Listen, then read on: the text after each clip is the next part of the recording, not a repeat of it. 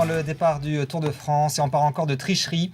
Impossible de gagner le Tour de France sans se doper. C'est Lance Armstrong qui s'exprime dans les colonnes du Monde.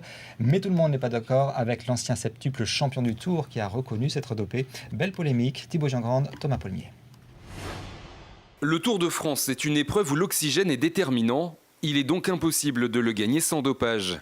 La déclaration de Lance Armstrong à la veille du grand départ a fait l'effet d'une bombe en Corse. Armstrong, il a triché, il s'est foutu de la gueule de tout le monde et maintenant il vient encore vider son sac en disant que c'est impossible de faire le Tour de France sans se doper. C'est ahurissant de bêtises et de méchanceté. Ça me fait penser que si Albert Spaggiari avait parlé du système bancaire après le casse, donc voilà, c'est pas crédible. Impossible de gagner sans dopage. Rares sont les récents lauréats du Tour à pouvoir contredire Lance Armstrong. Andy Schleck est l'un d'eux, déclaré vainqueur en 2010 après le déclassement de Contador pour dopage. J'étais pas dopé, j'ai fait deuxième du Tour déjà, deuxième du Giro, j'ai jamais pris du dopage donc c'est pas vrai. On peut gagner des courses sans se doper bien sûr. Depuis la fin du règne d'Armstrong, le monde du vélo a beaucoup changé. Les cyclistes sont sous très haute surveillance. Aujourd'hui, ils doivent être joignables 24 heures sur 24. Ils ont 1 heure imposée chez eux, mais ils doivent avoir un téléphone branché.